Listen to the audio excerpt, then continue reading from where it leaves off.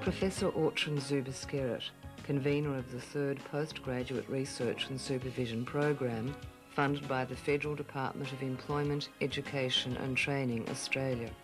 Professor Zuber-Skerritt introduces this video program. The videos are based on recordings of a staff development program for supervisors of postgraduate students in the newly amalgamated university campuses. This program was held at the Hyatt Regency on the Gold Coast of Queensland in Australia in September 1995. New university campuses, established since 1987, have experienced many exciting challenges. These can be observed in at least 4 areas. 1. Staff facing the transition from a purely teaching role to the responsibilities as researchers and teachers of postgraduate research students. 2. Staff having to teach increasing numbers of postgraduate students with reduced resources. This has often led to increased staff workload and stress. 3. Universities facing increasing accountability to research students, society, employers and taxpayers. All these stakeholders have a legitimate right to expect this accountability in terms of quality outcomes and cost effectiveness. 4. Staff being expected to upgrade their academic qualifications through PhD studies, while at the same time having to supervise postgraduate research students. How then can we assist the new university campuses in further improving the quality of postgraduate education and fostering an institutional research culture? This video series and accompanying written materials aim, first, to improve the quality of university teaching and learning at the postgraduate level in the new university campuses. 2. To develop postgraduate supervision skills in a way which will achieve a multiplier effect in each institution. 3. To provide support materials, of which these videos are a part, and which can be used by the participants and others in their own institutions. 4. To address existing and new issues in postgraduate supervision and generate solutions to these problems from the participants themselves, in conjunction with national and international leaders in this field. I hope you will appreciate the following video.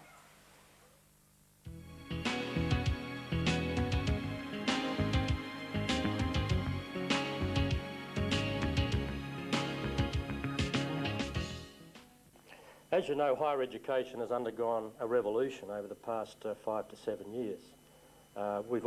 Many of us have been part of all of that revolution, but has involved major changes in the number of universities participating in research postgraduate training.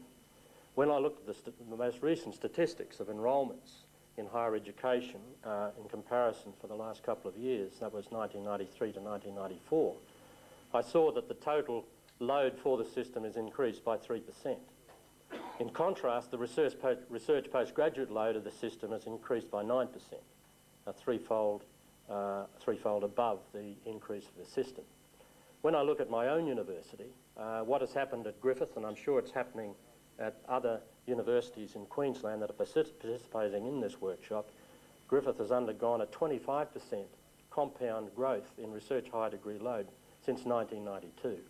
So what we're talking about for the system overall and for universities represented here is a major impost in the system in terms of research postgraduate training, in terms of the number of students, and of course as you increase the number of students in a major way, you're also increasing the number of supervisors. We also have had over the past few years the introduction of a quality system, and the 3 rounds that have occurred in the quality system so far have all involved research postgraduate students. In fact, when we are selecting the people who assist us in interviews with the quality committee, we find that our research postgraduate students are in fact our most experienced participants, because they're the ones that have been involved for a number of years. And so research postgraduate training and the quality associated with it is a very important part of the system, and I think development workshops like this are very important. In the 10 or 15 minutes or so associated with this opening, I just wanted to place research postgraduate training in some context. And first of all, to set the policy framework for university postgraduate research. Essentially what we have, first of all, is that research postgraduate training needs to be reflected in the key policy documents of the university. Now, unless the university itself and individual faculties participating in research postgraduate training are fully committed to quality research postgraduate training and education, then I don't think it's going to be a success. And the key policy documents for the university, of course, is the mission statement, the research goal itself, and the research management plan. So as you can see right up front, the research goal incorporates research postgraduate training. The second aspect in terms of a policy framework is the recognition of what research postgraduate students and the research associated with their work actually achieves for the university. First of all, it produces a great deal of research output at the university. I don't think I've done a detailed analysis of the percentage of research output from my university, but it is very significant. I'm sure it's at least a quarter, probably more, of the research output of the university is associated with research postgraduate student training. And as you know, research output is a reflection of the research standing of the university. Secondly, the research culture. The research culture of any organisation is enhanced by research postgraduate students. And I'm sure you're all aware of the importance of having research postgraduate students in your laboratories, if you're a science or engineering person, in your work associated with social sciences, humanities, education and other areas, in the establishment of research teams. Research postgraduate students form an intimate part of that. Thirdly, as far as key performance indicators of the university are concerned, there are two that are associated with research postgraduate students. And the composite index is one of those key performance indicators that people like me remind faculties and staff from time to time. And a reflection of the composite index is illustrated here. The composite index is an evolving beast that we all have to deal with. It's one that deputies, vice-chancellors, research and vice-chancellors, deans of faculties are dealing with on a regular basis. And newer universities are putting practices and policies in place to enhance the composite index of the university. But as you're aware, the composite index is associated with three major components: research funding, publications and postgraduate research completions. So the books that you produce and your students produce, the chapters, the journal articles, all contribute to this performance indicator. But of course these outputs are not equivalent. They are differentially weighted, and the system itself is still coming to grips with the relative weightings. My humanities and social sciences colleagues criticise this quite vigorously, because they say, look, a book, particularly an authored research book, is worth 12, 16, 20 times that of a chapter or a journal article. A fourth element associated with the policy framework of the university is to do with the funding to faculties for research postgraduate students. If the university is serious about research postgraduate training, then the support for research postgraduate students should be reflected in its budget distribution. This policy has to come from the top. And a number of universities, including my own, have a weighting for research higher degree students to faculty, such that they receive at least double the dollars per FSU for research higher degree load. In that way, deans and other persons responsible for funding distribution can then take account of research higher degree students in the allocation of resources. And there are a number of other policy issues that need to be dealt with at the university level.